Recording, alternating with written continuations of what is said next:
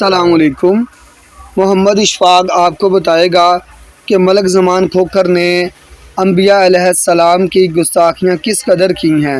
نام تو نہیں لینا بنتا، لیکن چونکہ اس کے ان کاموں کی وجہ سے امت مسلمہ کے ایمان میں خلل آ رہا ہے، لہٰذا یہ لازم ہے کہ ہم اپنا ایمان بچائیں اور اس گستاخ کی گستاخیوں کو سامنے لائیں کہ اس نے کس طرح جو لائن لوگ ہیں، بد مذہب ہیں، کافر لوگ ہیں، ان کو بھی انبیاء علیہ السلام یا انبیاء علیہ السلام کا خلیفہ یا غازی کہہ کے پکارا ہے۔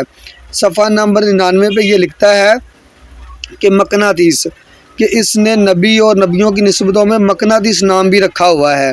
اس کے اوپر ایک اور گستاخی اگر ہم دیکھیں 107 نمبر صفحے پہ، دقیانوس آپ کو پتہ ہے کہ بدترین کافر دنیا میں گزرا ہے، جس نے اصحاب کہف پر زمین تانگ کر دی تھی۔ اس کے علاوہ اگر ہم مزید دیکھیں تو یہاں پہ اس نے حضرت کلیم اللہ کی اولاد میں سے یہودا کو بھی لکھا ہوا ہے، اس کو بھی انبیاء کرام کی لسٹ میں اور صحابہ کرام کی لسٹ میں شامل کیا ہوا ہے۔ اگر اس طرح مزید ساتھ ساتھ چلتے جائیں اور دیکھتے جائیں تو اس نے جناب ایک ایسی شخصیت جس کو ہم ہندو مانتے ہیں ان کو بھی نام میں شامل کیا ہے۔ کالکا دیوی کا نام بھی اس نے اسی لسٹ میں شامل کیا ہوا ہے۔ ملک برہما یعنی کہ برہما جو ہندوؤں کا دیوتا ہے، اس کو بھی اس نے شامل کیا ہوا ہے۔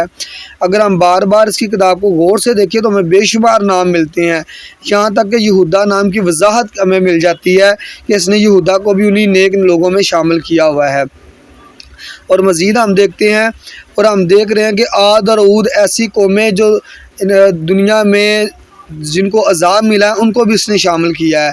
میں امید کرتا ہوں آپ اس کی کتابوں گستاخیوں کو نوٹس میں لائیں گے اور اپنا ایمان بچائیں گے۔ اللہ حافظ۔